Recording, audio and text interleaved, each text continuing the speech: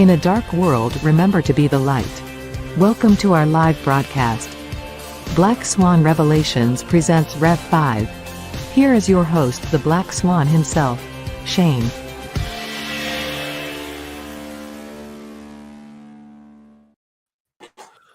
All right, welcome to the show. Welcome to Rev 5, everyone. Welcome to the audience that's watching this show. Quick little introduction. We have Bob Barber on here. We also have Derek. We also have a new guest, Jason John Schwartz, and we also have Josh. Welcome to the show. And I'm just going to lay out the format.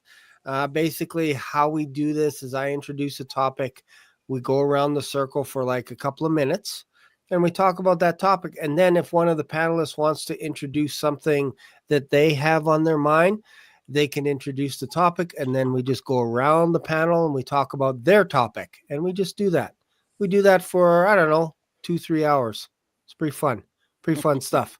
So welcome, everyone. Welcome to the show. Let's just get a little catch up. Maybe just perhaps introduce yourself and just share, again, 2 minutes on what you've been up to this week. So we'll start with Bob, Derek, Jason, and then Josh. So go ahead, Bob. How you doing? Well, everybody, most of your audience here probably knows who I am. Bob Barber, End Time Dream and Vision. Started my channel back in 2012. So it's not my first rodeo. But it's been an incredible watch. And, I've been watching for the Rapture since 2004. Okay. And I tell you what, right about now, the things that are going on this week, right now, what I've been doing is the main thing I've been watching for is all the nuclear war activity.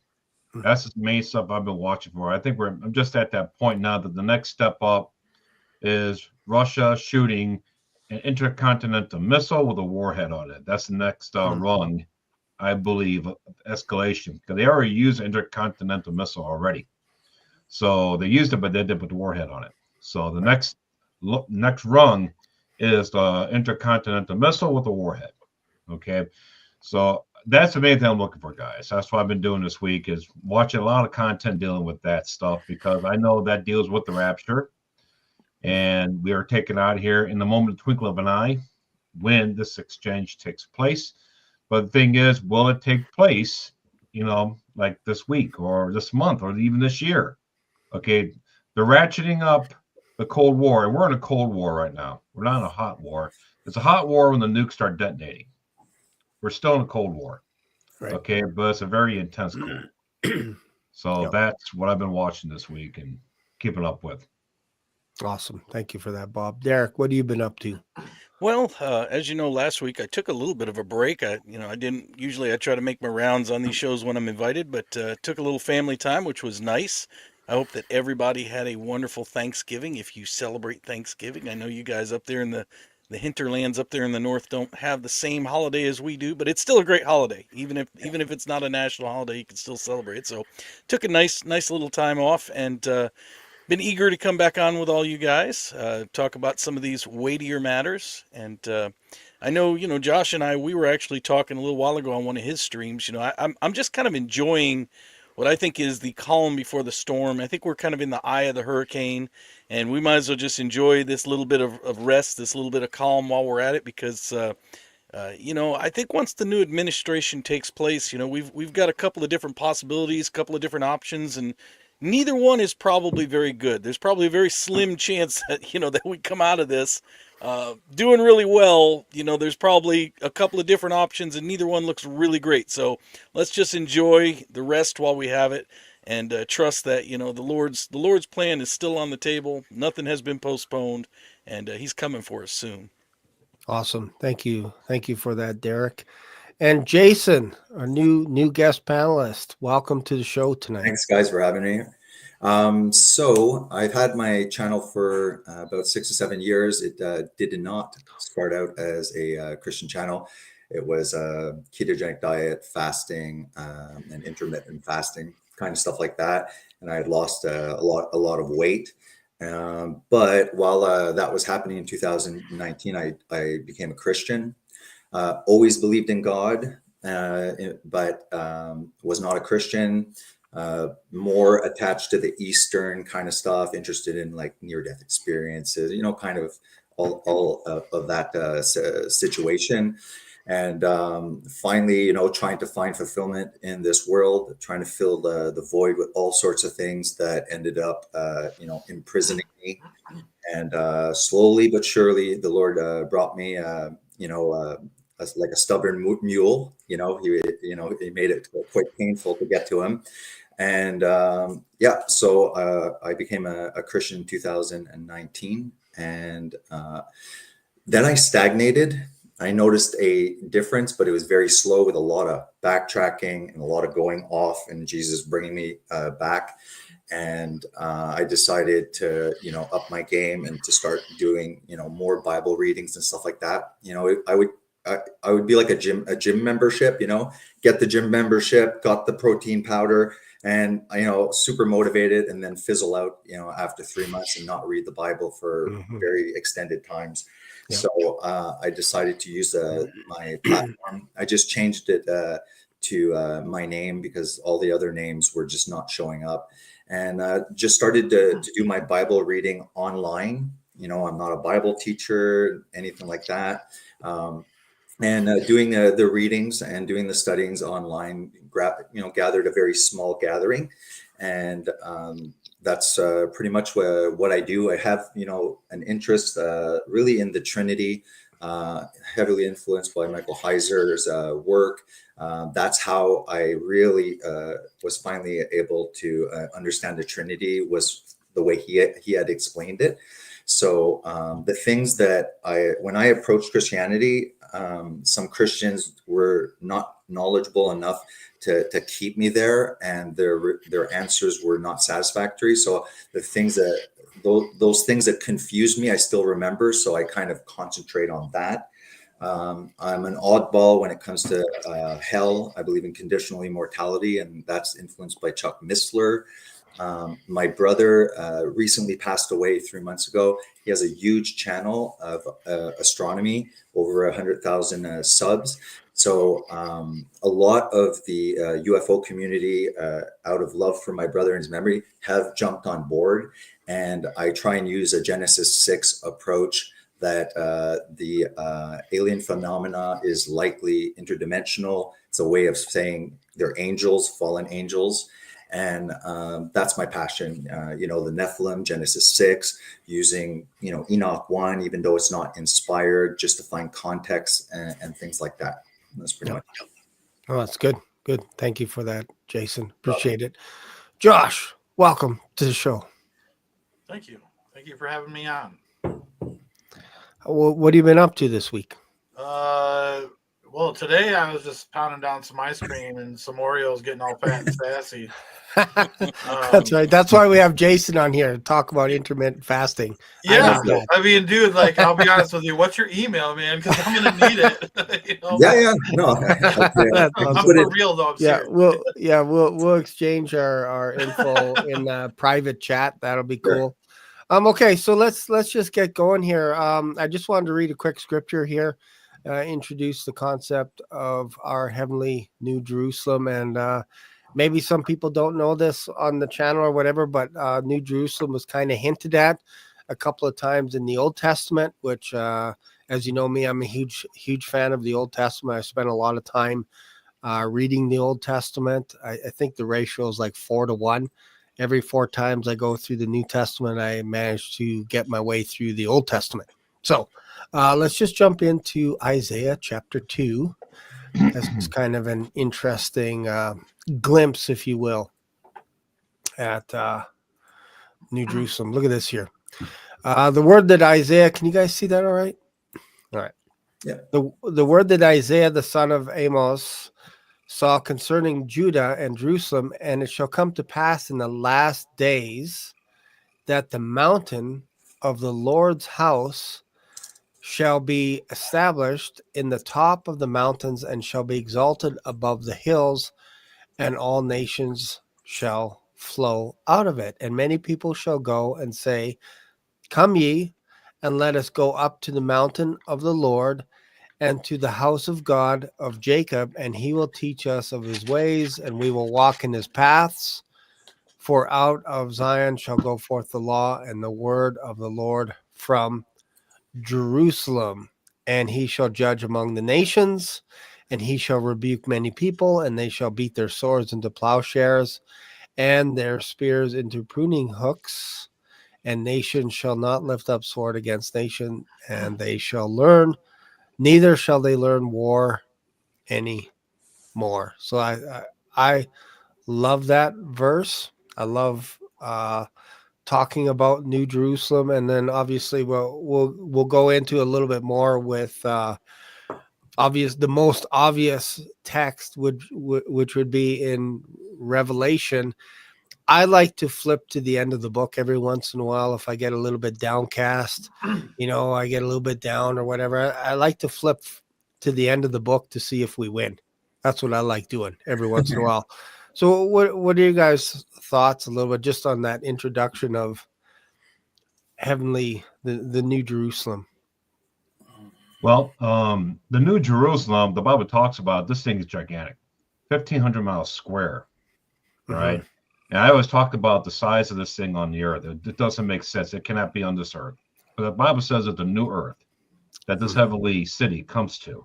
Yep. The reason why I say that because space is about 56 miles to the outer atmosphere of our Earth.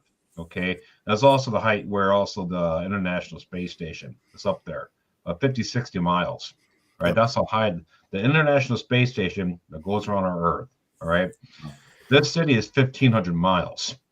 Okay, so by comparison, the International Space Station, if the new city Jerusalem was sitting on top of the Earth right now, the International Space Station would crash into the stair steps.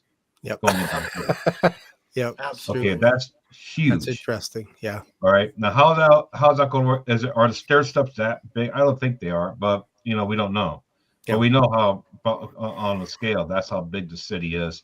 And inside the cities, I do dreams and visions here, and the Lord has kind of got me away from me personally from rapture dreams, because that's my main focus here for the most part over the last 12 years is building up a database of dreams and how it pertains to the time we're coming into and what's going to look like based on the modern day stuff we're looking at right now that the Bible doesn't exactly clarify. Okay, so I've been focusing on that, but the Lord has kind of got me away from the rapture dreams, and where he's been taking me is into these dreams that I believe point towards New City Jerusalem, because I'm just having these dreams where I'm inside these mansions, and this mansion is it's like a mansion inside a hotel building.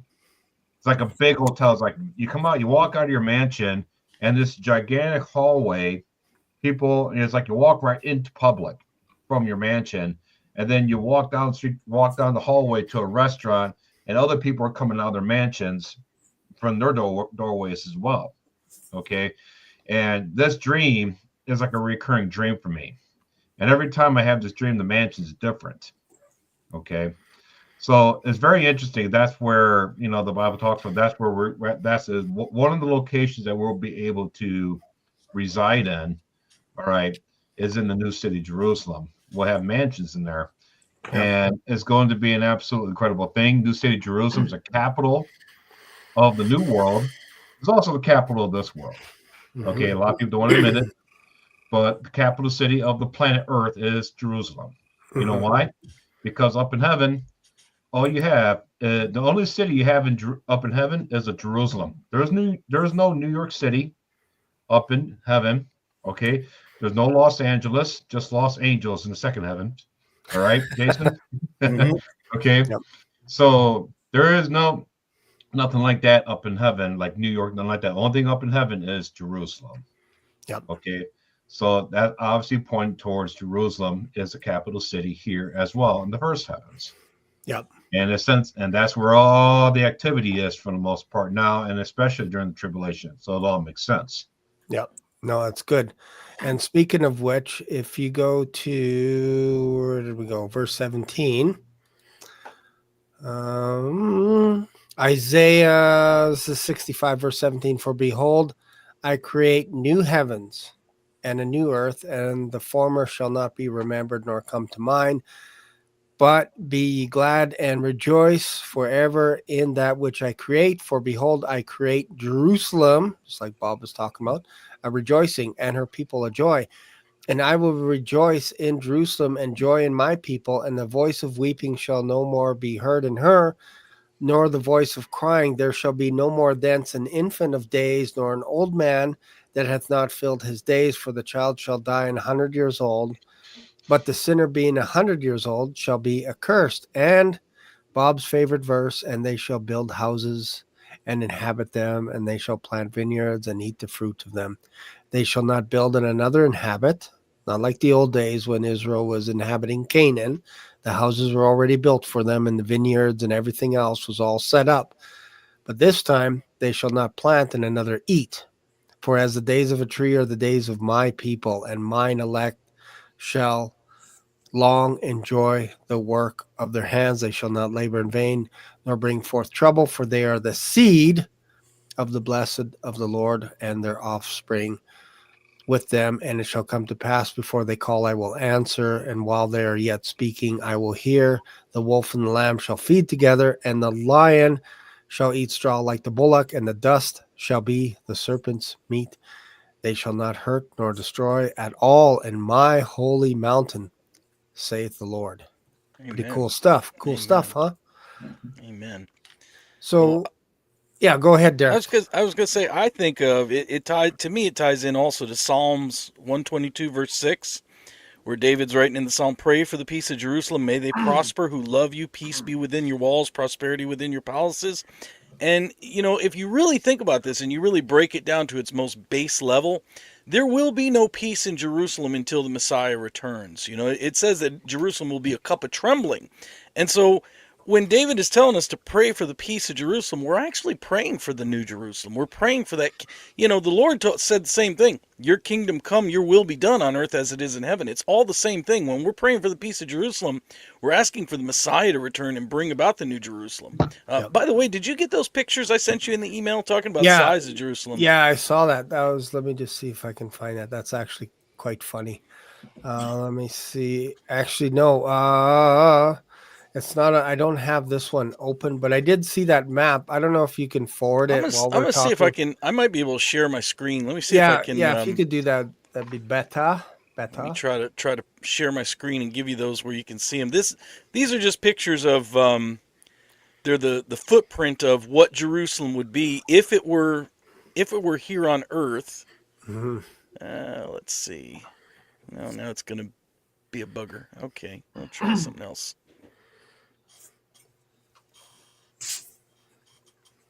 There we go. There's one of them. This is one. I'll pull this one up and then I'll pull the other one up for you. This is one of what Jerusalem would look like, the New Jerusalem, the footprint of it, if it just sat right on the United States of America. That's how big the footprint would be. Mm-hmm. Let me pull the other one up for you. This one is the Middle East. They're even like 200 feet thick. All right, so let me get you the other one here. This one would be the Middle East. If it was sitting on the Middle East, what would it look like? And that is this one here. So there's a Google Earth, and Israel's kind of smack dab in the middle, and you see the top of Africa. You see all of Saudi Arabia and Jordan, and Nice. On up into Turkey. That would be the footprint of the New Jerusalem if it were to plop right down on the earth. So that gives you some idea. Did you find a side profile like Bob was saying about all the satellites smashing into? I never did. I didn't. I actually made I made an animation. I'm trying to find it. I made an animation of it where it's actually you see the space station crash into the stair steps. Well, it's funny. I think there's a hint of it in like we've talked about this. I think Bob has mentioned this a few times, where Hollywood, or let's just say the principalities, powers, rulers of the air, have to tell us before something happens. And what's interesting is there's a movie called Independence Day. Any of you guys ever see that movie, Independence Day? Oh, yeah. There was one scene that stood out to me. Well, the whole movie was phenomenal. I loved the movie. I thought it was just great. But when this big space station or this big Earth or this alien spaceship arrives, you see a huge shadow going over the moon. And what happens? There's a few satellites that actually hit this thing. And it was massive. It was huge. And every city had one of these all over the world. I thought that was probably Will Smith's probably best introduction. He used to be the 4th of July man. Every summer it seemed like he came out with a blockbuster until he started slapping people around. But that's another story. I felt like that was kind of almost like a shot at the idea that New Jerusalem's coming down to earth. And I just picture all of Elon Musk's Starlink satellites, just one after another, smoking into the side of New Jerusalem, and then obviously all the other satellites, the International Space Station. I don't think you want to be in the end times. I don't think you want to be on the International Space Station. I'm just telling you guys, just warning you. If you're out there, if you're watching this show right now on the International Space Station, when New Jerusalem is coming down, you better taxi off the runway. That's right. Abandoned ship. Yeah, evidently we're going to need a new heaven and a new earth. You know, when the Bible says a new heaven and a new earth, you know, is God going to recreate the second heavens? The universe is constantly expanding. Or was he referring to the fact that the first heavens, which is the earth and the atmosphere of the earth, that will be the new heaven? So the new earth, the new rock, which is significantly bigger than the one we have right now. My guess, I think it'll be about the size of Jupiter. I think. Okay. Jupiter is already the king planet. Right. All right. And it would make sense for me that for a city that big would have to be on a planet the size of Jupiter. Yeah. That makes sense to me. All right. But I think I forgot the point I was going to make there. I'll probably come back to it later. I just forgot. So what was I just saying? Yeah, just basically, I think the size and the magnitude of it, the scope of it, like to be on Jupiter, it would have to be a bigger planet, a new Earth, and it's just, I guess the timing, does this one get destroyed first and then you have one being created, a new Earth, or does it dissolve? Yeah, the point I was making is that was the point. The fact that the new Earth is going to have a new atmosphere, and that's going to be the new heavens.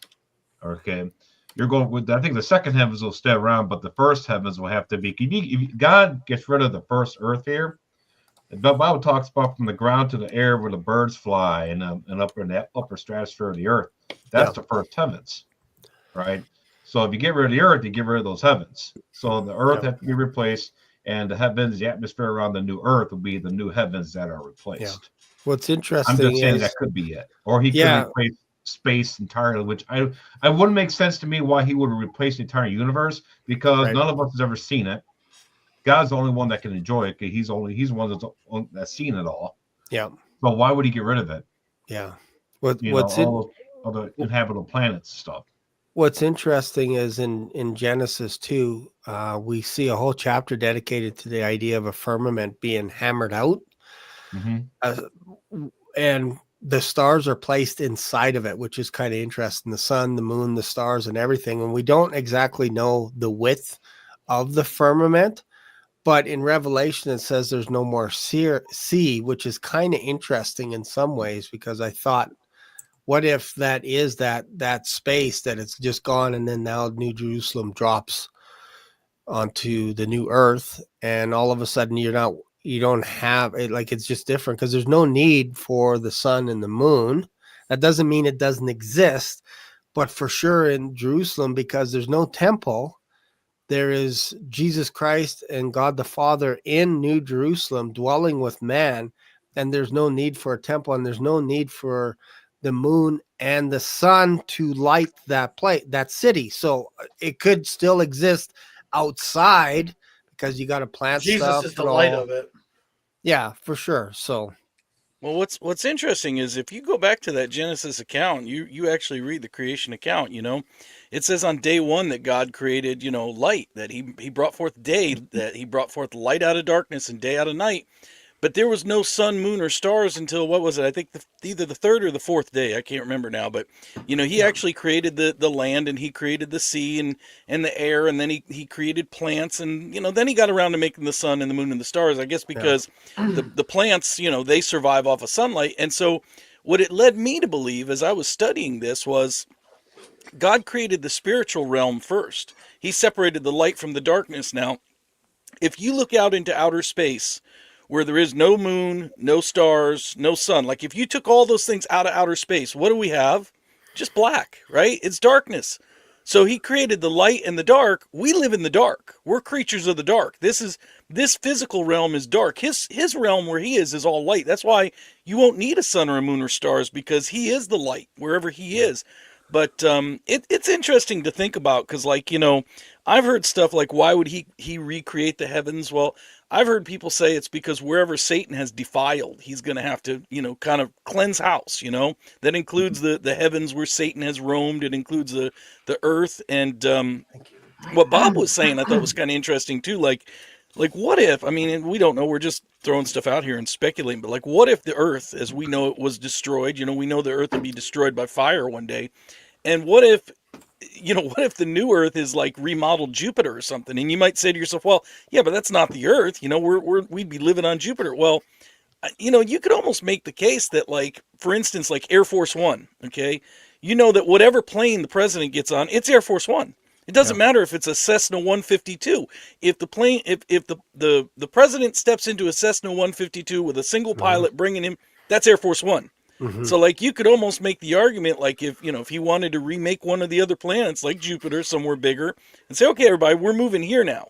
Okay, well, this is where his creation lives, so this is Earth now. Just throwing stuff out there. It's just kind of interesting because we're obviously, we're way out of our league to even try to pretend like we know how this thing's going to pan out. I got some wild stuff I can talk about, but it's definitely a little outside the box, and it's probably not something that many people have heard. Y'all know me. Y'all know me. Okay? Do it. So if we look at the symbolism that's used over and over again with New Jerusalem, a mountain. Yes. We could go back all the way to King Nebuchadnezzar and the statue that he saw, and it's the feet of it are smitten by a mountain, a burning mountain that comes down and destroys this world order, that's happened from the ancient times up until where we're going to be raptured, right? And so that's a symbol of a mountain. And so what is a mountain, right? A mountain is pyramid shaped. Now, all right, hear me out here. All right, Lucifer only has 9 stones encrusted in his breastplate, okay, that's spoken of in the Bible, okay? Now, New Jerusalem, however, remember that each level, which there's 12 layers of New Jerusalem, representing each of the 12 tribes of Israel, each layer has stones encrusted, gemstones encrusted, a specific gemstone encrusted into the foundation of it. Okay. Now, we know that because of that mountain symbolism and that Lucifer has a certain amount of these stones. Now, I'm not saying that it says this anywhere in the Bible, but what if Lucifer at one point before his fall, as if New Jerusalem had been being built all along in heaven, like you're talking about earlier, Shane, about New Jerusalem coming down from heaven, right? Being placed upon the earth as a finished thing, all right? That it's already there, ready to go after, the whole Battle of Armageddon and the second coming and all that stuff, right? And it starts right there and then, okay? Maybe at one point, during this time, Lucifer was a part of helping build this thing, knew the schematics of it, okay, knew how to do it, was helping. And then during that time is when he started to exalt himself above God, and God cast him out of heaven for his pride. You know what I mean? And so if we look at a lot of the cyclopean megaliths that have happened all over the planet, pyramid after pyramid after pyramid after pyramid, all right, that these things, these fallen angels and unclean spirits, which would be the Nephilim, and all that stuff had taken place. all over the planet, we see this stuff. I mean, it goes from the Mayans to the Aztecs to China. It goes to Egypt. All over the place. These pyramids are everywhere. And so, a lot of people, when they get the idea that New Jerusalem is a square shape, all right, we know that Jesus is sitting at the top of it. What's to say it's not a pyramid shape? It could still be 1,500 miles high. It could still be 1,500 miles wide and 1,500 miles long. You see what I'm saying? So it's something to think about. All right. And to see that maybe Lucifer didn't have 12, just like the ephod, that the high priest has in Jerusalem, in the temple, Solomon's temple and Herod's temple had, 12 stones in it. Okay. Lucifer only has 9. So the fall maybe had taken place somewhere during the creation of this New Jerusalem, and that New Jerusalem is sitting in heaven waiting to come down. It's just an idea, just a thought. Yeah, no, it's cool. It's cool. What are your thoughts there, Jason? Yep. I thought I was going to come up with something original. I wrote down square or pyramid. I had that inclination as well. The height, immediately you go, it's more like a box. But I'm like, well, it could be this way as well. And it would explain why you see supposedly countries that never were in contact with each other all have, these pyramid things. They tend to line up with energy, like natural energy grids of the ley lines. Yeah, that's the actual word I was looking for. So yeah, definitely a pyramid, and they would have secret knowledge, and they're just trying to recreate, because like you said, Satan is he's not a creator, but he wants to mimic everything in one way or the other. So you have God is all knowing. Well, he's gonna do the AI. God is omniscience. Then it's like in a way China. Like surveillance, biometrics. When you look at the World Economic Forum, the spokesman for him, the Noah Yuval Harari, the way he speaks, it's quite frightening, and it seems to be lining up to that. And you can kind of just look at everything that God's created. It's either he's distorting it or he is trying to mimic it in a way, because he's basically not a creator. And what else brought to mind? Yeah, just kind of like you said, like you have the 3 rebellions. Often, like many Christians will just think like, oh, something happened in the garden and we fell, and the serpent. But did Satan already rebel prior to that? So there's the question of even in Genesis, it's like the earth was void and without form. So it's like he's starting with that. So is God kind of leaving out some of the angelic history because it just doesn't apply, and there's enough narrative for us? We're being revealed just what we need for our own salvation.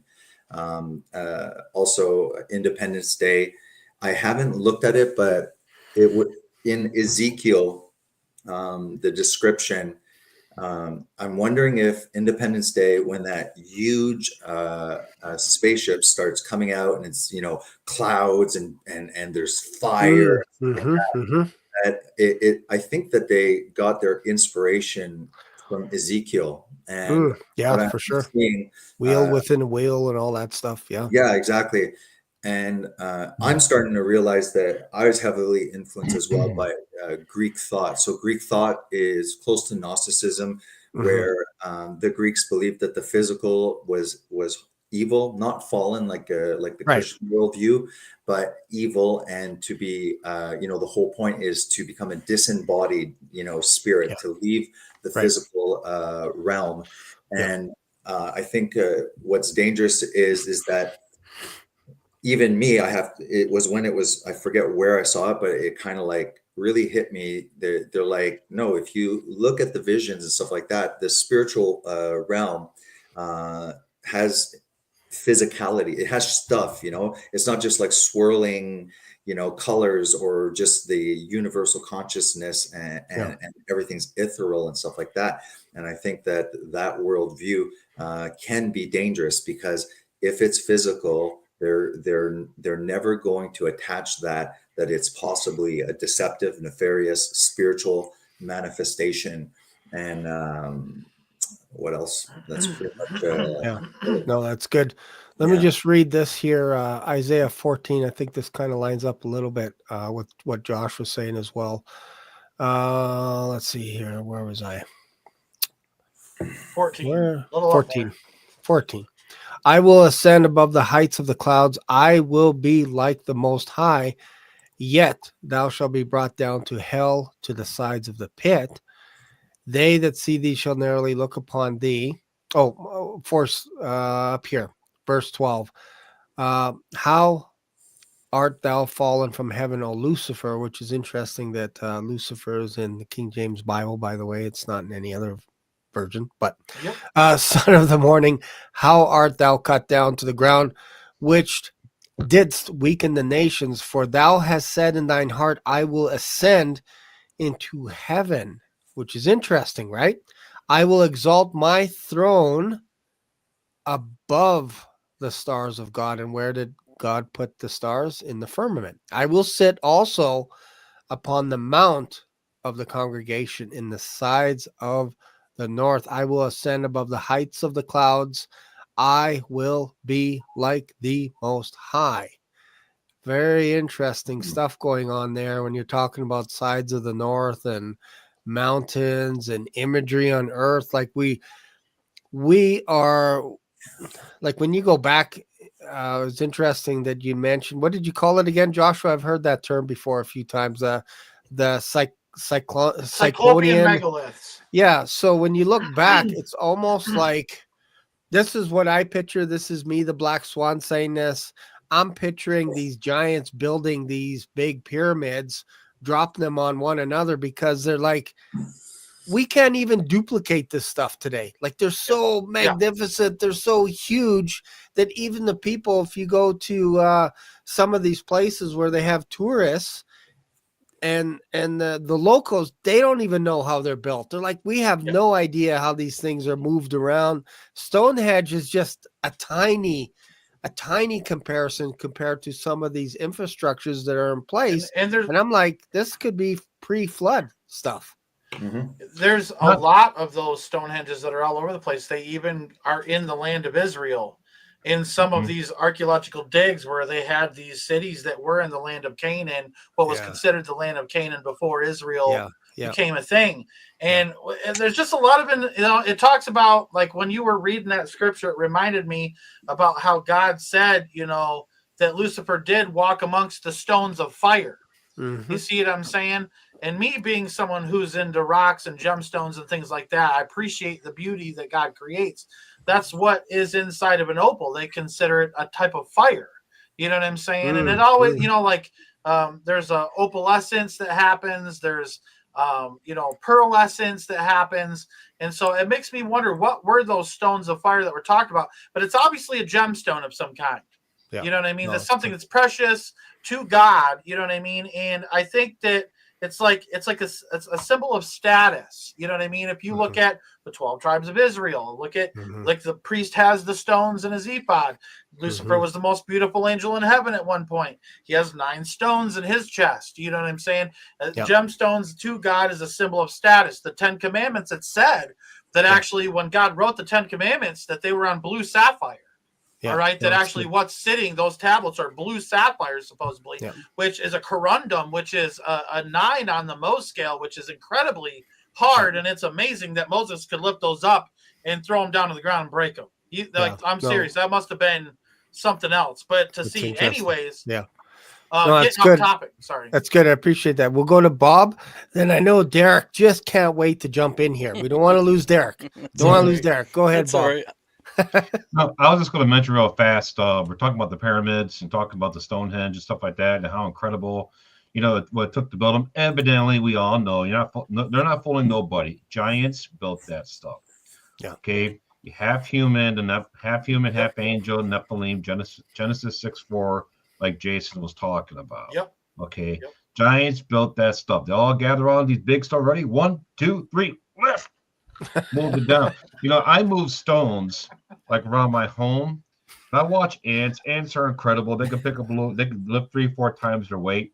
Okay. That dynamic doesn't work with humans. Yeah. Okay. When I move stones and pavers around my house, okay, I think about that sometimes. I'm like, I'm this giant picking up this heavy stone, and bigger ones especially, where I'm like, ooh, okay. And I'm thinking to myself, imagine little tiny people about the size of my hand trying to stand around this thing and lift it. It's not going to happen. Yeah. Okay, the dynamics of the size of my muscles, right, compared to the size of this, the density of this rock, which a lot of these rocks are very dense. Yeah. Okay, the mathematics and the physics, it doesn't add up. No. Giants obviously moved all the stuff. So one, that's what happened, and two, the fact that when Ellen Marzulli talks about these things are strategically placed all around the earth, right, Jason? Yep. They're strategically placed, which is absolutely impossible for any of us to do. I cannot make a straight line between here to the end of my street. I can't do it. All right. These things are lining up about 4,000 miles apart. Yeah. Okay, through dense jungles, mountains, everything, but they keep straight lines. The only way you can do that, you got to go way back up into space and look at the face of the earth and start placing these things however they did it. Yeah. Right, Jason? That's the only way. And us humans, we couldn't do that. No. It's all angelic Nephilim construction right there. Yeah, Derek, there's your cue. Nephilim. Jump in, Derek. Nephilim. Yeah, I mean, yeah. It's all right. No, seriously. And then we'll come to Jason. He's got some good stuff for us. I've been occupying myself with a lot of the brothers and sisters in chat. There's a lot of good stuff going on in chat tonight. So but yeah, like I said, listen, I'm totally on board with everything you guys are saying. I do think that, the Nephilim probably did build some of this stuff. They certainly had the knowledge, they had the capabilities. As far as the whole pyramid thing, it's interesting because, like, if you look at, a lot of the symbols of the Illuminati, the Freemasons, there's the pyramid with the all-seeing eye up top, right? Well, we know Satan likes to mimic everything that God does, right? So who really is the all-seeing eye? Who's the eye in the sky that can really see all? It's not Satan. Satan can't know everything. God is the only one that's omniscient. So, is it plausible that at the top of the New Jerusalem, at the very peak of New Jerusalem, if it is a period, is it plausible that's where God's throne is and he kind of looks down? Hey, I think that's very possible and that Satan could be mimicking it all, but it's interesting because there's a lot of stuff that we just cannot answer apart from the supernatural. And, like I said, it's great to speculate on these things. It's interesting. I keep an eye on how you guys are reacting whenever we talk about stuff on the panel. And Josh, his face lit up like a Christmas tree as soon as you start talking about Illuminati, all-seeing eye, all this. He's just like, oh, I can't wait to jump in here. I'm just all excited. There's some things I want to say, yes, I'm not going to lie. We'll go to Jason. And I think he has a scripture verse here. I'll pop it up, and then we'll go to Josh. Thanks, man. Let's see here. All right, Revelation. Yeah, so this one always pops up in my mind. And I saw 3 unclean spirits like frogs come out of the mouth of the dragon and out of the mouth of the beast and out of the mouth of the false prophet. So I think that, when it talks about coming out of the mouth, I think that these 3 unclean spirits that happen to look like frogs, what they mean by coming out of the mouth is that, the false prophet will be on that side, like promoting it. Let's say if it happens to be the Vatican, let's say the false prophet side, the religious side. I think that these unclean spirits that look like frogs, if I jump over here, they look quite amphibious. So here's a typical frog, but when you actually look at the grays more specifically, they really do look like frogs. So I can kind of like step back and imagine John seeing, interesting, and explain it any other way than saying they look like frogs. Now, I think that the other aspect of that is that I think that the fallen angels, just because they're bad, doesn't mean they've turned gross or ugly or anything. I think that the fallen angels are look exactly like the normal angels, and I think that angels themselves can change. They can shapeshift and stuff like that. They can change into different shapes. That's just a hunch. As far as the unclean spirits, if we're taking the first book of Enoch, then we realize those are the spirits of the Nephilim. Because sometimes a lot of people, they'll just kind of put it all in one thing. But the unclean spirits, I think that the angels, the reason that we look at the abduction phenomena, and Jacques Vallée isn't a Christian, but came to interdimensional hypothesis. This is not intergalactic, and it is definitely nefarious. These abductions are not, you don't have consent, no anesthesia, and they seem, if they're so advanced, why are they obsessed about reproduction? I agree that there will be the return of the Nephilim, but Nephilim, and it even says they happen to be giants, but Nephilim just means a human or fallen angel hybrid. I think that the next incursion is not going to be giants. They have been, doing this for the last 2,000 years, is to create the Greys. The Greys, I actually think, this is a little wacky, they're bodysuits. They're just cloned biological suits, okay? Because a lot of the people that are in the UFOs talk about the smaller... Preach it, bro. 3 or 4 feet thing that look like they're emotionless. And so if the demonic spirits, okay, that people get possessed by, Jesus acknowledges that because he casts them into the pigs. So the fallen angels know that their children, because that's their offspring, right? They have created suits, and I think that they're using it now.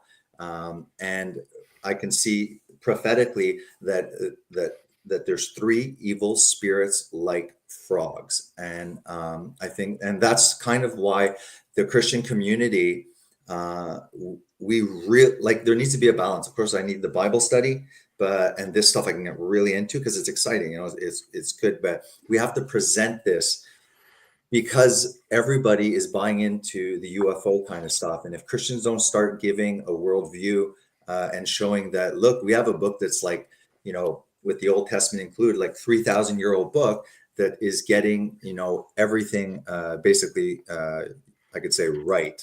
Yeah.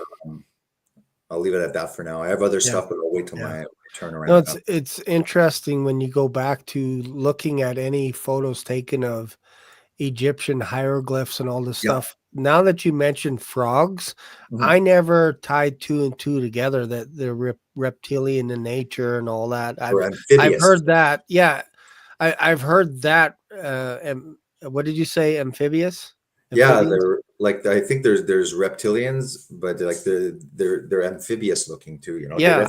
Have that. And that goes back to Heget, I think it is, like one of the Egyptian gods, that basically it's like half woman, half reptilian, and then they're basically the god of fertility, if you will. And it's interesting that Moses hammered on that god by unleashing a whole plague full of frogs. And I never even thought about it until you guys talked about this. Reptilian frogs, all this kind of stuff. It's interesting. So you want to hear something else interesting? Let me add to this discussion, because I think I have something that might interest you and pique your curiosity just a little bit. So we know that in Ezekiel chapter 1 and also, Revelation 4, we could see this predominantly in Revelation 4. John sees some living creatures. In Revelation 4:7, it says the first living creature was like a lion, the second living creature like a calf, the third living creature had a face like a man, and the fourth living creature was like a flying eagle.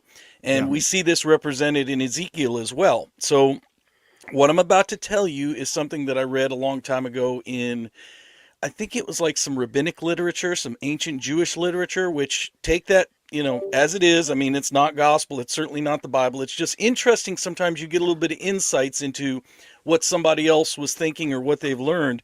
And what I had read a while ago, which I thought was very fascinating, was that in the Jewish mindset, they kind of reckoned these angelic creatures that had these different faces that represented, the lion, the calf, the man, and the eagle.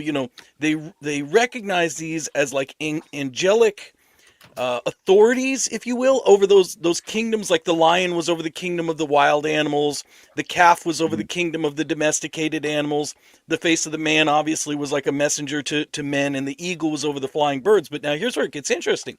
The rabbinic understanding was that there was at one time a fifth living creature like this, a fifth angelic being that had dominion over all of the reptiles. But that was, of course, the serpent in the garden that fell and was Lucifer.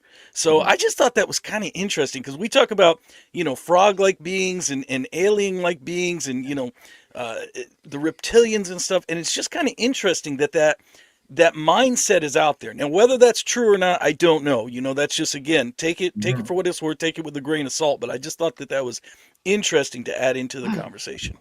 Yeah. Sure. So I put a link in the private chat, Shane. Okay. There's actually an Illuminati card called the Frog God. And so I wanted to show you guys that. I didn't know if you wanted to show that publicly or whatnot. But, actually, I've thought the same thing about how, the frog and the way that they look, and the grays, the way that they look is very similar. You know what I mean? And honestly, I got a couple of questions for Jason, or I got one thing to say to Jason. We're going to get along just fine. And my first question is for you is, when are you coming on my show? Because what you got to say is right up our alley. You know what I mean? This is the kind of stuff that I talk about. You know what I mean? But it's me and you are like two peas in a pod. I can already tell you that. But here's the thing. I wanted to go on the whole idea that, when Lucifer fell from heaven, he was mad at God. You know what I mean? He was angry. He's like, I can't believe this just happened to me. I mean, imagine like being, and I'm sorry to use this analogy here, but being a Muslim coming to know Jesus Christ and your family kicking you out of the house. See ya, peace, adios. Don't want nothing to do with you no more. And that's the way it was with God. I ain't going to have pride in my house. You ain't going to act this way in my house. I ain't having it. God is a just God. You know what I'm saying? So he kicks Lucifer out. And Lucifer's like, well, I'll build my own kingdom. You know what I'm saying? And so at one point he had access to see the plans that God was building this new Jerusalem, that, that this was taking place. And he's always desired to be worshiped.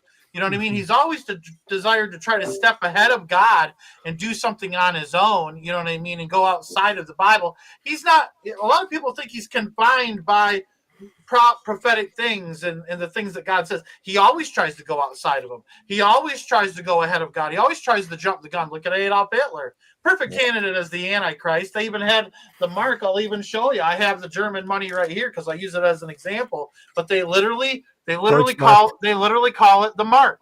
Yeah, that's literally what it's called. And this was this. Yep. And so look at Nero and all this stuff. He's desired to have the Antichrist before. And if God would have allowed it, it would have happened. You know what I'm saying? But it didn't happen. It wasn't God's timing. So, but Lucifer's always tried to go outside the box of what God has wanted to do. And so hence all these pyramids got built. And it was obviously fallen angels and Lucifer himself telling these giants, hey, build this. You know what I mean? I want it here, because they do have access to see outside, like Bob was talking about. They can be outside, up in the sky to be able to see where these lines connect and all these things. And then I want to say one last thing about what Jason said. And I don't talk about this much. I've mentioned it maybe 2 or 3 times on my channel. And I want to mention it now if it's okay. But my brother, Doc Marquis, who was ex-Illuminati, right, because of his Illuminati clearance, all right, when he was in the military, after he got out of Fort Lewis, he was moved over to Germany to an American military base over in Germany. I'm not going to say which one. All right, at this military base over in Germany, he had access to an deep underground military base where there was a highway. He says, I couldn't have told you how far this highway went. But he said, and I'm not going to go into the details. There's so much more I could say. I'm going to keep this short. But he said, in this underground highway, they take these trams, and there's these lines on the floor of this highway that are different colors. They had an index telling you, okay, well, this color will take you here. This color will take you there. You drive along that color. When the color ends, you've arrived at your destination. He says, in this underground highway, all right, there was laboratories where they were manipulating human genetics in order to create gray aliens as body suits for these Nephilim spirits in order to possess, in order to use as a disguise. All right. And so Jason is absolutely on point what he's saying. Oh, yeah. And not to mention the movie Area 51 that was made, I think it was 2011, 2012. It was about these kids that infiltrate Area 51. They're telling you a truth. When they get into the elevator and they're getting ready to go down a shaft, they got the gray alien suits right there. They're telling you a truth. And I've never heard anybody besides myself talk about these gray aliens being bodysuits. And Jason, you are right on the ball with that. We are That's right. a great point. Yeah. Ellen Marzulli talked about that. Did he? I didn't know. That got abducted, he stole it from us. When they're up in these ships, they see piles and piles, massive mountain piles of these suits. Yeah. Now think about this for a minute. Satan always tries to mimic God. Okay, we are about to see a rapture resurrection. Okay, we're about to be changed and taken out of a living, but there's a resurrection that's about to take place. And all those who are dead in Christ are going to receive, keywords, new bodies. Their spirits, they're going to receive new bodies. Guess what Satan's going to do? All these Nephilim who have died, these half human, half angel Nephilim, demon spirits, the Bible calls them unclean spirits, they're going to have a little resurrection of their own. And they're going to be resurrected and be able to walk the physical plane by inhabiting these exosuits. Essentially, it is a resurrection. Now they can walk the earth they can walk the physical plane in these suits. So essentially, it's a mass resurrection for all the demons as well. Yep. Okay. Yeah. Just like a mass resurrection for us, it's a mass resurrection for them. Except their avatars, they're garbage. But this is why they were abducting humans, because they're trying to get the recipe right, Jason? Yeah. Trying to get these avatars to work to the best of their abilities. So that way it can get the job done. Yes. It's not going to be anywhere as good as these avatars. Satan's building an army, brother. That's what's happening. Mm-hmm. And something that's interesting, I don't mean to talk over you, Bob. Jump in whenever you need to. But it's interesting because we know the Bible tells us that when a spirit has gone out from a person, they ultimately seek possession, because at one point they had a body. And excuse me for being blunt here. They drank, they ate, they were fornicating, they were doing all sorts of nasty stuff. You know what I'm saying? And at one point they had a body. So they seek that body once again. A spirit has gone out from the body. You know what I mean? After Jesus casts it out and he comes back, finding the place swept up, brings 7 with him. You know what I'm saying? Mm-hmm. Their ultimate goal is it's vexation, oppression, or it's attachment, vexation, oppression, possession.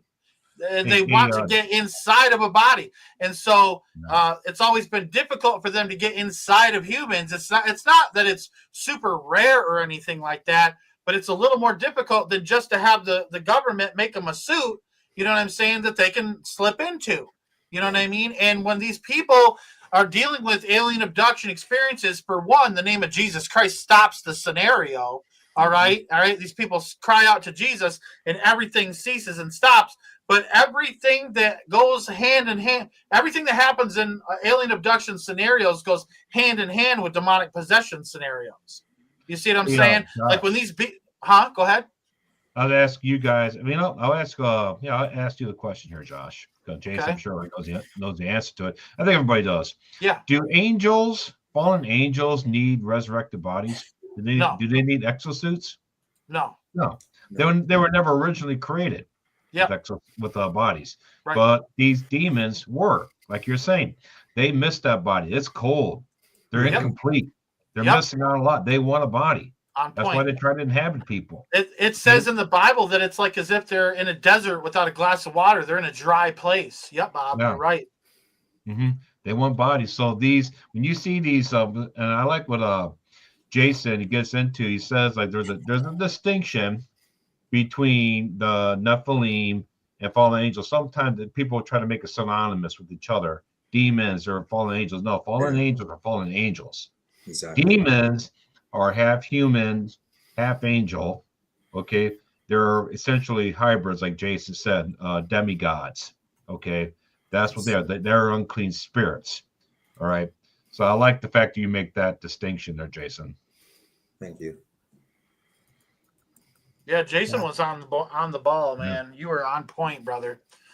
When he said bodysuits, I'm like, I like this guy. None of them are original. They're all the same. It's just, look at us. Every one of us are completely different. Yeah. Our DNA, individual DNA, is just endlessly different from each other. And that's why the Bible refers to us as stones, because there's no one stone that's the same. But what Satan's doing, he's building an army with bricks. Bricks are all the same. That's what these exosuits are. Yep. Isn't it interesting? Bricks. Bricks. Organization. Cheap looking, bug-eyed. And I like the fact that they look like frogs. I never thought they do. I never thought about that either. That's an interesting. I'm learning something new every day. Yeah, and even Aleister Crowley, and I hate to even bring the piece of junk up, but this Ewas and Lamb, these two different spirits that he would communicate with, when he drew a picture of them, they look like gray aliens. Interesting. What's the name of that book that had him? There's a book. I can't remember the name of the book. The Book of the Law, I think it is. There's a name of it. There's another one that he's in where they talk about Lamb. Remember? Yeah, the Book of the Law. There's another one out there. Oh, sorry. I can't think of the name. Well, anyway. I know what you're talking about, though, Josh. I know what you're talking about, though. Oh, yeah. Thanks, Bob. So. Sorry, I got really excited. I need to chill down and not interrupt people. I'm so sorry. No, it's good. It's all good. They're talking your love language here tonight. I know. Josh. I'm like, oh, these guys, man. They're That's so funny. But yeah, it's been indoctrinated, if you will, into us ever since Attack of Mars, all these 50s, 60s movies, and then you got V for Visitor or whatever. Remember there's a TV series called V, and basically somebody the mentioned idea, that in chat. They're like reptilians, and I love that series. I was like, oh man, when I found out that these things were like reptilians, and I'm like, oh, this is weird now today that we're constantly talking about reptilian, gray aliens, gray suits, all this stuff, and I'm like, isn't that fascinating that this is all coming full circle? Well, think about it, though, Shane. And I'll ask you about this, Jason. Since you're following a lot of this stuff, I'm sure you have heard about the quantum computer, whatever prediction, 2009, was it? Where they said 39 days after the interview between Donald Trump and Joe Rogan, there was going to be like this huge alien battle, whatever. And that's actually supposed to take place this Tuesday. Okay. So it's December 3rd. And what's interesting is that since people found out about it, you're actually having, and it's not, I watch this stuff because I like to watch what the enemy camp's doing. I watch these people who are remote viewers, and they went and remote viewed that day. And it says it's true. It's like an alien invasion, fightings, and all that stuff. And they said that's going to happen this Tuesday, which I still kind of, I'm like, I mean, what do you guys think about that stuff? Well, my wife has me booked to do something Tuesday. So if an alien invasion comes, I'll be quite happy. I won't have to do that. No, I just heard recently, like you said there, I think last night. So I don't know too much about the AI prophecy, that, to be honest, besides marking it down and checking it out. But I don't know much either. I should, but I don't. Yeah. I've heard of it. Go on TikTok. There's a lot of talk about it right now. Yeah. So there'll be this upcoming Tuesday, and people are looking at that prophecy, and they're like, back in 2009, they're like, why would Trump and, why would a guy from Fear Factor be doing an interview with a real estate guy? And why would that be a big deal? So, and of course, here we are today is the biggest interview of the year. Yeah. All right. And so when was this? When was the prophecy? You mean this was a long time ago? And yeah, 2009, I believe. Wow. The guy put together algorithms and stuff like that, supercomputer. I'm not sure exactly how it worked out, but he was able to go through and just basically do like a Bible code of social media and stuff like that, and scan this whole thing. And this computer began popping out prophecies and stuff like that, and they're all pretty lame. Yeah. But it was one that was very specific. It was only one that was very specific, though, that caused attention, and that was the one about the interview of Joe Rogan and Trump, where 39 days after that, there will be fighting in our atmosphere between jets, like American jets and stuff like that, and UFOs. Essentially, the end of the movie Battle of Independence Day. Mm-hmm. That's what's going to happen this Tuesday. Interesting. Like I don't think it's going to happen. No, I don't think so either. Like my hunch is like I really like L.A. Marzulli. You know, when he's like, you know, he coined like they go up, we come down. You know, and I thought exactly that, because I always said to myself, okay, the Christians, everybody, even if they're not Christian, is aware of Christianity and most of, you know, the stuff. I'm like, what will happen if we all just kind of, you know, get raptured? Aren't they going to be all like the Christians were right, and it would bring like more kind of stuff to Christ? We have to like blend in. Like, how is this great deception going to occur and stuff like that? The fact that the Vatican is like doing like silly stuff, like, oh, we have priests ready to baptize, you know, aliens, and you know, there's all sorts of stuff like that. I really think that the great deception will be, you know, it's like maybe there'll be a large manifestation of UAPs, you know, but like a full blown, you know, deception, disclosure, and stuff like that. Like my instinct says it's not happening yet. That Satan's going to use that, because the rapture, like Jesus said, like he made it so you don't know. It could have been 2,000 years ago, anytime now, and that's his way of keeping, you know, Satan, you know, from really. Yeah, I think that's it exactly. That it's more not to prevent us from knowing, but to prevent Satan from orchestrating an army ill-timed, if you will. If he knew everything, obviously he doesn't know everything. So for Jesus to say it's actually going to be in 2024 December 2nd, that would alert the devil. And I think that's part of the reason versus him not knowing it. That's my feeling. I think it's interesting because, you know, there are a lot of these little extra biblical prophecies that get thrown out from time to time. And, you know, there's one recently going around too. I don't know if you've heard about the Hopi red hat man prophecy. There's like some sort of Hopi prophecy that the man in the red hat, you know, it kind of points to like Santa Donald Claus? Trump and right. You know, kind of points, I think, doesn't it point to like nuclear war or something when the man in the red hat comes back to power or something like that? But, you know, all of these things, they're interesting. They kind of titillate our imagination a little bit, but take them all with a grain of salt. You know, the only prophecy that's really worth studying is in the Bible, while all these other things may be kind of interesting. Just like I was telling you earlier, you know, some of the rabbinic writings, some of them are very interesting, but God has told us exactly what we need to know through the Bible. And he sometimes, you know, because I used to think like around 2012, does everybody remember the big, you know, Mayan prophecy of 2012, the earth's come to an end? And people would ask me about it, and I would say, you know, my response was, you know, is there anything to it? I'm like, I really don't know. I'm like, the only thing that sometimes I wonder is, you know, these demons who have been around since, you know, we were created 6,000 years ago, they don't have messed up calendars, okay? You know, we're the ones that have all these different messed up calendars. Exactly. They've been watching this whole thing, and even if it's like a prisoner making hatch marks on the cell wall, they know what time it is. I'm convinced they know what time it is. And so I'm like, well, maybe they know a little something, but God has his ways of clouding and confusing the demons also. So don't ever put stock in any extra biblical prophecy. It's okay to kind of, like I said, let it use your imagination a little bit, but don't put stock in it. I'm gonna tease something that I'm gonna teach in a couple of weeks. I'm not gonna spoil it, but I will tease it.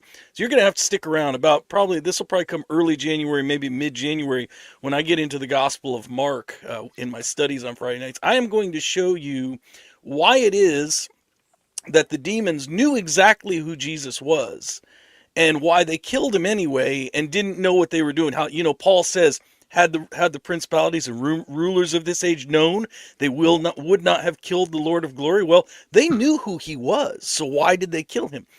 You'll get the answer, but that'll be in a few weeks, so I'm just going to tease that. So all I'm saying is God is very easily able to reveal to his saints what he wants us to know and confuse and obfuscate the evil forces. So don't trust too much of what they say, because you just don't know. You know, they might know a little bit, They might even know a little bit more than us, but they don't have the full truth. But but that's interesting. Like I said, the whole thing with the Joe Rogan interview, I do find that interesting because, like, the test of the prophet is if what they say comes to pass, it's of the Lord. Well, I find it very interesting that how would this guy, I mean, you could guess. I mean, the old thing is like a broken clock is right twice a day, right? You could throw darts at a dartboard and, you could guess and be like, okay, yeah, Joe Rogan's going to get a podcast and, oh yeah, Donald Trump's going to run.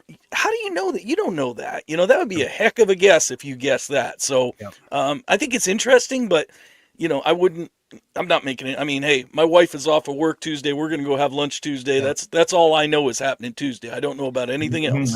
And uptime. Don't forget about uptime. Yeah, exactly. It's interesting that we were talking about New Jerusalem being a cube or a possible pyramid.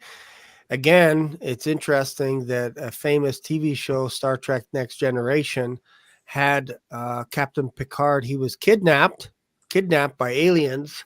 And basically, he was infiltrated, if you will, to take over and the Borg, and basically destroy all the spaceships because they hacked his brain. But isn't it interesting that as the cube was getting close to Earth, that Earth sent its finest out there to try and destroy the cube before it gets to Earth? Isn't that funny? They're prepping us for something coming. You sound like me, Shane. I might have to go back and watch that series because I think it was over a few episodes where the Borg was actually showing up and all this kind of stuff. It's kind of interesting. I'm a sci-fi guy, by the way. So me too, man. Me too. The interesting thing is happening right now of all this alien activity is the Sanhedrin court has just announced that all the Jews must return to Israel. Interesting. Okay, what does that remind you of? Isaiah 11:11. And look right now, it's live 111. Look at that. I just said that. 11:11. That's funny. But think about it though. And it says, and it shall come to pass in that day that the Lord shall set his hand again, the second time to recover the remnant of his people. All right. So Israel made the announcement now that everybody, all the Jews must return to Israel, the homeland of Israel now. Okay. Now, when Daniel's 70th week takes place, okay, that is, you're going to need all the Jews in Israel. Okay, so it's very prophetic that the fact now that they are calling for all the Jews to return now, and at the same time, we're having all these lights showing up over cities now. Okay, all this stuff showing up over the Capitol and all this stuff out in the open, all the disclosures that's going on. So everything is like, whichever direction you look, you see this convergence taking place, and there's nothing that's lacking. No, everything is moving right at the exact same speed that it needs to be moving. Where you know it's all going to intersect at one place. Just like now, you have Trump coming in, and he has his essentially has his Doberman running around the earth right now. Elon Musk, essentially, bringing this whole world together technologically, okay? And that's all happening at a rapid pace right now. You see what I'm saying? Is like all this stuff right now, and even the prophetic stuff in the Bible is moving at the same pace as everything else we're watching around the world right now, pointing towards the beginning of Daniel's 70th week here in the near future. You see what I'm saying? Yeah. Absolutely. Wherever you turn, whichever direction, like I don't even have to watch the news anymore because I'm reading it in the Bible. I'm reading it. As soon as I look up and you guys start talking about it, I'm like, wow, like this morning I was reading in Ezekiel. Yesterday I just finished off Jeremiah and Lamentations and stuff. And there's lots of stuff about what's going to happen in the latter days, which is now appearing that it feels like we're almost touching the latter days. Like we're almost there. That's how it feels like we're so close to see what Daniel saw, to see what John saw, to see what these prophets saw in the future. And we're not quite able to describe it. So instead they're like frogs. And I'm like, I agree with Bob.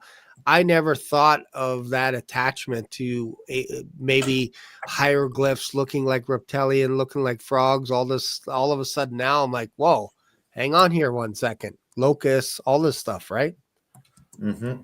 Well, and what's interesting is, again, when you read the book of Revelation and you try to consider what exactly did John see, when he saw these scorpions that had, like heads like a lion and a tail like a scorpion, all these kind of fantastic things that he has seen.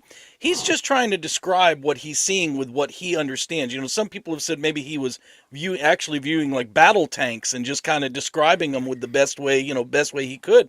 Could be said the same for those 3 spirits that are like frogs. Maybe he saw 3 aliens and didn't really know how to describe it other than to say they look like 3 frogs. That's another, we try to take the Bible literally as often as we can, obviously. If it says 3 frogs, we want to believe it's 3 frogs. But, I think there's a possibility too. He could have saw something other and was just like, hey, this is the best way I could describe it. Yeah. Mm-hmm.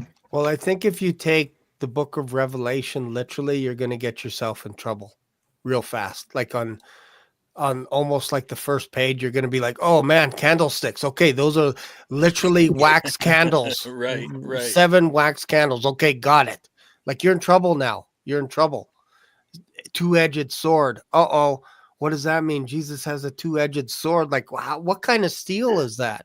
Is that tempered steel? Like you're going to go off into the weeds real quick. Yeah. Mm-hmm. Yeah, if you cut it, would he cut his mouth with that? Yeah. Wow. Yeah. You got a 2-edged sword coming out of your mouth, man. You're gonna be cutting your face up and everything. Yeah. What a tongue lashing that'll be when he starts rebuking people right and left. That's a serious tongue lashing. Yeah. Mm-hmm. Yeah. So I think there is something to this cat and hat business with the red hat. I never thought about that. Not to introduce a little out. I like thinking outside the box, but if you think about it, this cat in a hat, his idea was to basically take these 2 children, and it's interesting that it's a boy and a girl, maybe perhaps Adam and Eve kind of thing, and mislead them and lie to them using fish and all this kind of stuff. I'd have to go back. I haven't read the story in a while, but it's not a good story to go, oh, I want to be like the cat in the hat. He is almost like the devil in some ways. Like, don't pay attention to your parents, what they teach you. Instead, learn from me, and I'm going to teach you the ways of the world and all this stuff. Anyways, just thought it was kind of interesting. Go home, read that book before you go to sleep tonight. So let's just kind of get into kind of like final thoughts. We can take our time here. But I just want to, we talked about New Jerusalem. We got into a little, like, it's almost like you can't separate the end times from New Jerusalem now, can we? Mm-mm. So if you think about it, just whatever comes into your mind right now, just whatever pops into your head, we'll go around the table. We'll go Josh, Jason, Derek, and Bob. Don't start with me. Go Bob. Go with Bob. Okay, we'll go Jason, Josh, Derek, Bob. Yeah, is it okay to share screen? I can go through some stuff. Yeah, for sure. Yeah, for sure. And this was I'm cautious with like prophets. People consider themselves prophets nowadays, but there is literature in the end time. There's passages that say young men will dream dreams, and so they're you have to take it with discernment. So I haven't followed everything from Jonathan Cahn, but I feel that he's pretty right on certain things. You have these like old school, I think that these ones are fallen angels and stuff like that. Jezebel, Inanna, and stuff like that. So like Molech and Baal is about child, I don't want to use specific words on YouTube, but enlivening kind of thing. And that's he says is the spirit of Molech and Baal, like they used to throw them into the fire. The one that I found really like, wow, that's kind of freaky is Ishtar, known as Inanna. I kind of smile at one point. There's an atheist that said like well, you guys, there's 3,000 gods, and you guys, don't believe in all those gods. So in a way, you're atheists towards those gods, and you just kind of believe in this. So we just have one more God we don't believe in. And in my head, I'm like, you don't understand how crazy Christians are. I'm like, I believe in probably all those, because first of all, throughout the ages and throughout cultures, many of the times it's the same entity, but that's being called the same thing. Like in Pergamum, they had the throne of Zeus, and he's referring to the throne of Satan. And then after you get the Romanized, Zeus, I think, would be Jupiter. And then we could say Christians would see him as Lucifer. So it just kind of goes on and on. So we should expect these large waves of consciousness battling. And we kind of see that affecting like global populations, kind of just going off the deep end. I find there's also just an interesting prophecy of the Pope, Saint Malachi, extra biblical. It's just very interesting because I was kind of like, we're at the last Pope of that non-biblical prophecy. Somebody had mentioned convergence, so that brought it up in my mind that I was like, oh well, the last one's Peter the Roman, so that doesn't work because it's Pope Francis. But if you look at Francis of Assisi, who Pope Francis is named after, they always kind of give themselves a name of a saint. Francis of Assisi was Peter in Roman, Petros or something like that. So Francisco de Petro. Yeah, no, exactly. So that I thought that was quite interesting. I just wanted to pop up if there's enough time. This is a presentation that because I like PowerPoints, I do that on my channel. I just wanted to show not the whole presentation, just a couple of the cool visuals, just for fun. If we have enough time, is that okay? For sure. Yeah, all right, for sure. I'm just going to reshare it.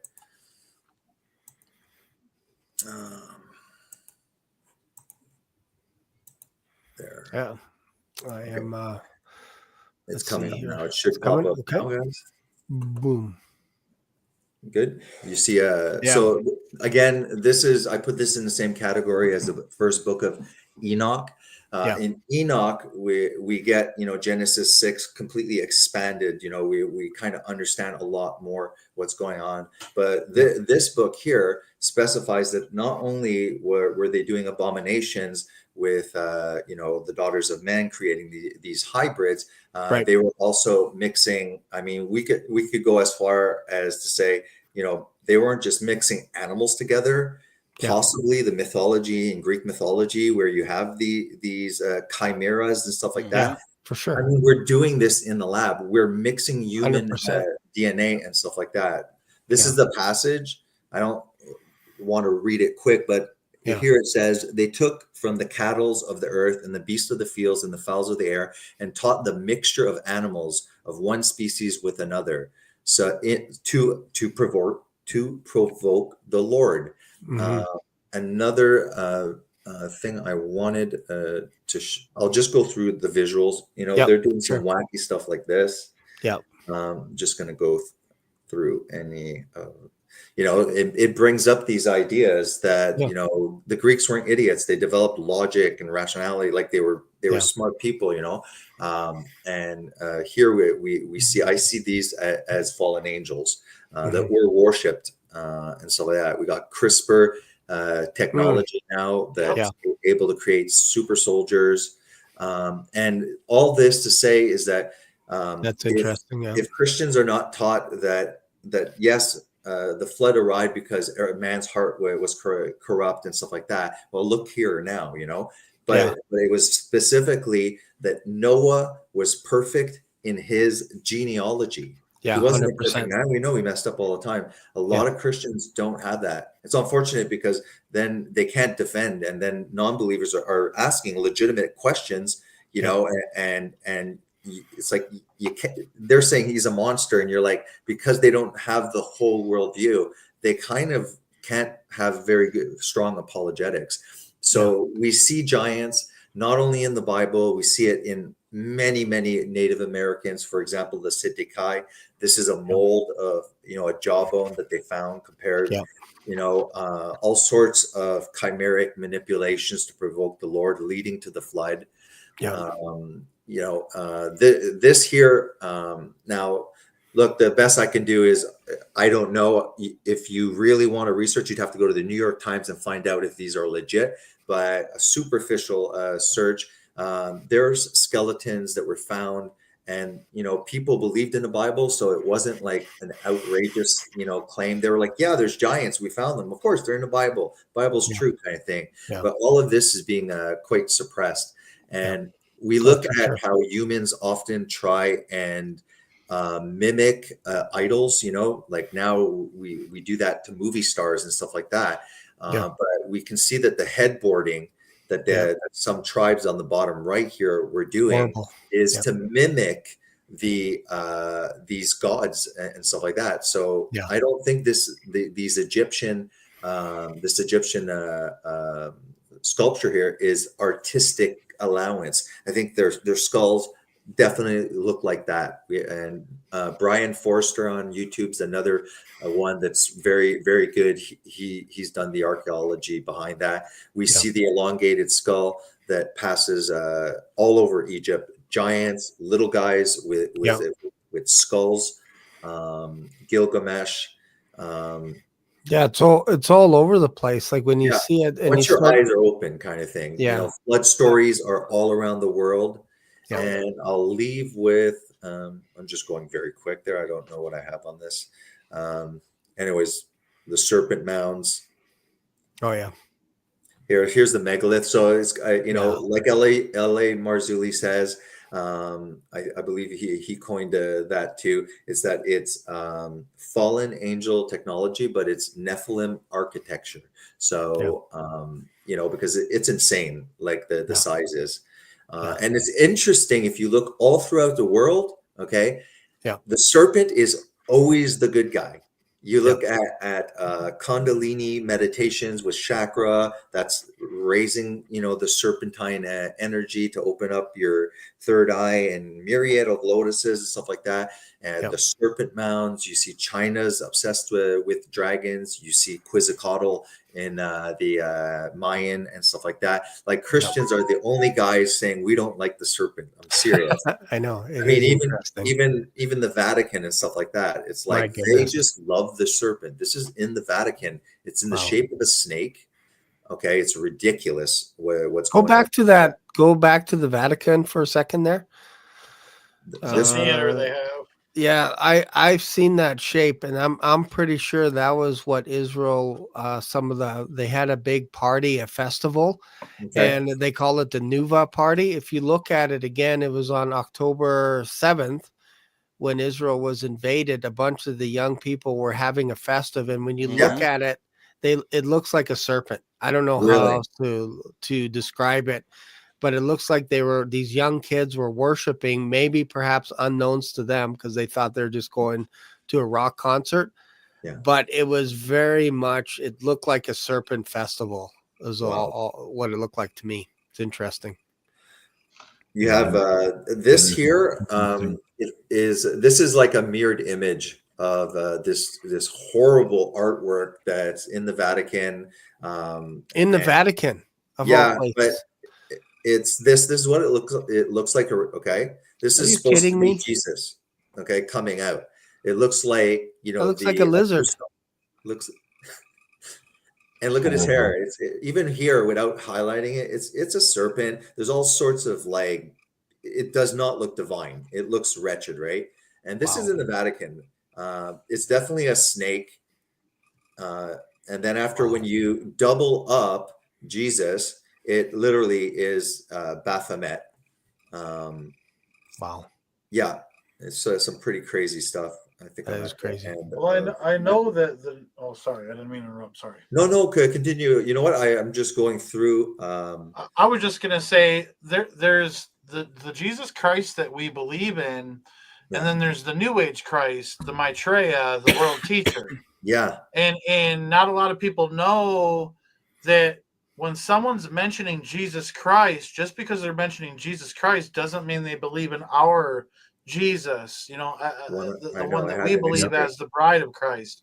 Yeah. There's absolutely an ascended master they call Jesus Christ that they meditate to and are in communication with. It's absolutely demonic, and this is the Christ they're promoting, and for a Luciferian, they say that there's no religion greater than truth. You know what I'm saying? And so they have this truth movement.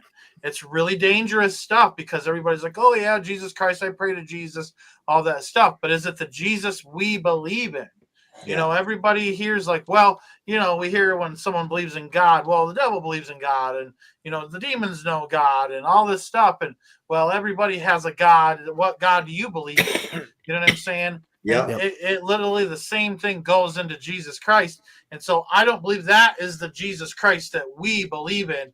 That is their false Christ that they have as that in that throne, basically in the Vatican. And I think what we need to do is encourage people to go to Jason John's channel. And then also they might do a double feature, perhaps once on Josh and then back to back with Jason or something. Because I already subscribed, Jason. We can go on literally for hours talking about this, and it's for me. I'm just like, oh man, this is amazing stuff. I hope you guys are getting something out of this show today. But go check their channels. But I do want to give a final word to who's next. Who's next here before we lose anyone here? Derek, and then Bob. You want me to go? Okay. Yep. Well, I'm gonna kind of go in a little bit of a different direction, but something that Jason brought up, talking about Jonathan Cahn earlier. Yeah. And I think first of all, I think he's great. I actually went to his congregation one time back in New Jersey years ago, and what a fantastic group of people. I mean, he's anyway, so like I said, having said that, I'm a big fan of Jonathan Cahn. The one thing where I do think that he's kind of gone off the rails a little bit is I think he's kind of gotten in a little bit with the new apostolic reformation type people where, it's, Trump is going to kind of, make America great, and that's kind of what they believe in. And I hope so. But listen, this is something I was talking about on Josh's show earlier, and this is why I wanted to kind of tie it in. Say what you told him to me, man, because it was gold, bro. I'm gonna lay it on him because I think everybody needs. I think everybody needs to hear this. We are right now in a time of rest. We are in the eye of the storm, and just enjoy it while it lasts. I don't know that it lasts forever. This is something that God's his plan isn't slowing down or stopping. So anybody that thinks, the rapture is going to be delayed 4 more years, And what I see as what's coming with Donald Trump. We have one of two possibilities that we can consider, okay?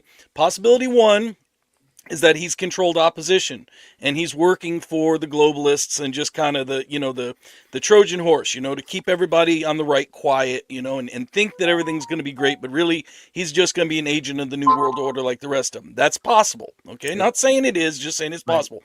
Right. Possibility number two is that he's entering into this thing with a pure heart and he's actually going to try to make things right and straighten the country. And that's what we hope for, okay? However, even if that's the case, what I want everybody to consider is what happened in his first administration. I listened to a guy, he's got a great show on Glenn Beck's network, The Blaze. His name is Steve Deace.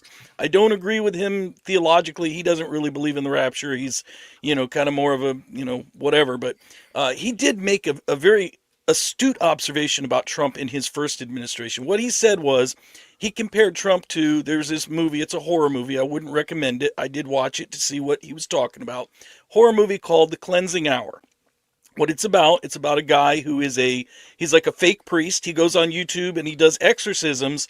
And what happens is, the premise of the movie is eventually he encounters a real demon and he doesn't know what to do because he's a fake, okay? And what Steve Deace compared Donald Trump, he said, look, here's the guy, Mr. Art of the Deal. He's used to being, kind of the bully in the room. He knows how to negotiate. He knows how to get his way.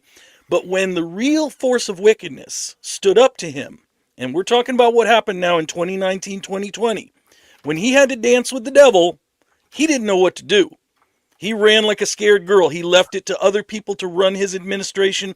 And you saw what happened to our country in 2019, 2020. Everybody's aware of that. All I'm saying is if Donald Trump is not born again, if he is not wearing the armor of that God tells us to wear, that full armor of God, to put on that full armor, when the time comes for him to stand against the devil again, and it will come. Yep. If he's not a born again Christian, it's not going to be good for America. And this time it might not come, like last time it waited. We had about 3 good years under Trump, and it happened right at the end. This time it could happen right at the very beginning. So I think option 1, he could just be working for the globalists, and that's not good for us. Option 2, he might be a good man going in with a pure heart, but if he's not born again, watch out. So enjoy this peace and quiet while we have it, and understand that God's plan is not delayed. It's right on time, and things are going right according to his plan. Yep. No, Absolutely. that's good. Josh, I think Josh, then Bob, right? Well, yeah, we could do that if you want. I'm just thankful to be able to be on here with you guys. And like I said, these last days, I've said it about time and time again on this channel, fighting the good fight with you guys in the trenches. Awesome. I'm super thankful for all the subscribers and the viewers of all of our channels. Yep. And I'm super thankful just to be doing what we're doing in these last days. And I pray blessings over each and every single person that's in the live chat today, over you brothers that have been live with me. I pray blessings over our families, over our children, especially in our homes and our property. In Jesus' name, I pray protection over all of us. I pray that the Heavenly Father will surround us with an encampment of angels and protect us from any attacks. And I just pray for peace to be over us, and just for encouragement to keep doing what we're doing. You guys are all awesome, and I want to have all of you guys on my channel to be able to chat and do stuff and whatnot. So thank you for having me on, you guys, and God bless you all. Yeah, awesome. Bob, final thoughts. Final thoughts is, we're looking for the rapture resurrection. Okay, things have not slowed down. They haven't. I love Derek's analogy where we are in the eye of the storm. We're in the middle of the storm, right in the middle of it. Mm-hmm. Okay. Paul says, if we're going to see this day approaching, okay, we can see the day approaching right now. And I like what Jason said. He was talking about Noah and his family. Noah and his family escaped. Why? Mm-hmm. Because their genealogy was perfect. Yep. Something about Noah was perfect, his genealogy and his family. Yep. So take that. Now, what's perfect about us today? Holy Spirit in us. Mm-hmm. That's the connection for us. We're perfect because we're born again in Christ. All right. Yep. The Holy Spirit dwells within us. So guess what? When the judgment comes, we escape, just like Noah escaped because he was perfect in his genealogy. Amen. Yep.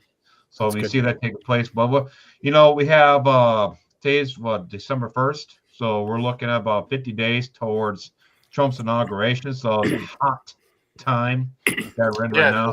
And what's interesting is at the eye of the storm, it spins the fastest. Okay. Yeah. So it gets really bad. And what we have coming up right now is a lot of people don't know about that. I actually just learned about this yesterday at Thanksgiving. My mom, she's a Catholic, diehard Catholic. And it turns out that they celebrate a day called the Feast of the Three Kings. And guess what day they celebrate that on? January 6th. Oh, interesting. Okay? I had no How idea. about that? Super satanic day, January 2nd, the Feast of the Three Kings. They celebrate the Catholic Church. They established it. And of course, right away, you think about Daniel 7:24, where you have the 10 kings that arise, and another king rises and takes out 3 kings. Okay, so I wonder if that's kind of connected there, And one more thing, they are building a statue of Trump 2 stories high. No. That they're going to unveil. Oh my goodness! Please, no, no. That's a little absurd, a little eccentric. Yikes! Like that. Okay. If that thing comes alive, man, look out. Yeah. So, I have a good friend of mine. Okay, his name is Gage. Okay, Gage Luhan, and he sends me all these videos about Trump being the Antichrist. And I'm like, he just can't be the Antichrist. But I watched this video. I'm like, okay, he's the best candidate. I'm convinced, but I'm not going to die on that hill. Yeah, because it's like the Bible said he won't be revealed until after the rapture resurrection, hand restraints removed. If he's not the guy, he's certainly the final springboard, like Josh and I talked about before. Yeah, like the guy that's Antichrist finally It's the last right up to it. Yeah. So all that is happening right now in the midst of everything else. Don't forget about this nuclear war that we are on this app. I mean, a lot of people are not paying attention to it. I am. I'm watching New York Prepper. I'm watching Chris at Global Rapture Watchers. Yep. Right. We are at the verge of nukes hitting us right now. It's really, really bad. Russia's being pushed into a corner like you wouldn't believe right now. So I don't know, man. It's a long way away from January 20th. Mm-hmm. So, like I said, Derek, you know, at the eye of the storm. Mm-hmm. Okay, we go right back into that storm, man. It's just going to blow the other direction. Yeah, exactly. Really hard. You know what I'm saying?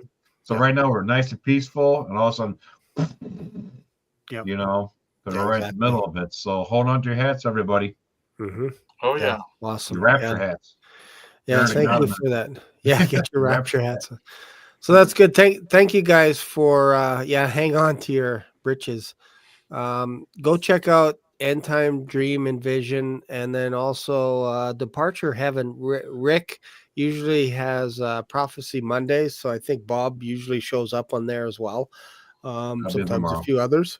So tomorrow night, and then on Tuesday, join us. I don't even know if I'm going to be on this. I kind of alternate and stuff. I don't know when I'll be on next, but however, I will be watching it with you guys. If I'm not, if Greg doesn't send me a link, I'm still going to watch Uptime. And then afterwards we have Overtime, and we talk about some of the questions that perhaps were not answered, or they just ran out of time or whatever on Uptime. And we're going to go into Overtime. So check that out.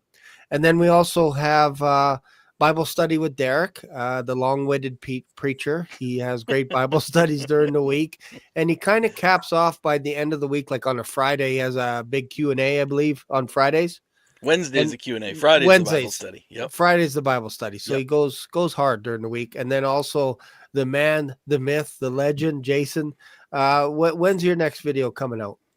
I'm like the wind. I'm so disorganized. There's always last minute. Trying to get stuff organized. Yeah. Well, subscribe to his channel and then click on the notification bell. Yeah. Because as soon as he goes live, you want to be watching, because chances are he might have a special guest named Josh on his show. So check it out and go check out End Times Talk as well. Subscribe to these guys. I'm telling you, they're onto something. These guys are onto something. And I thank you guys for watching this channel as well. Black Swan Revelations. Appreciate you guys taking time out from watching Friends and all this kind of stuff, that you can actually be here. So thank you very much.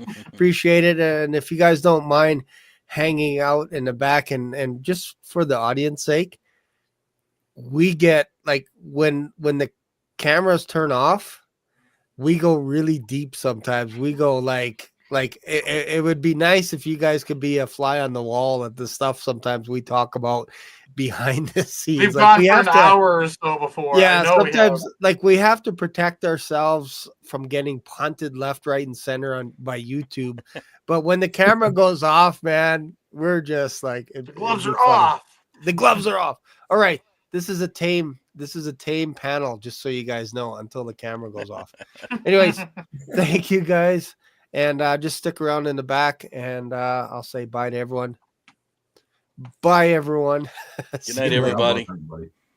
See you guys. Black Swan Revelations here on YouTube brought you today's mind-bending journey.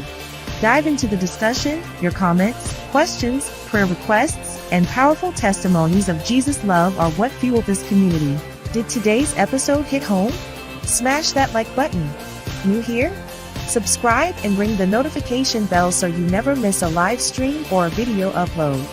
Thanks for being part of today's adventure. Catch you in the next video, or maybe even in the clouds. Stay curious, stay blessed.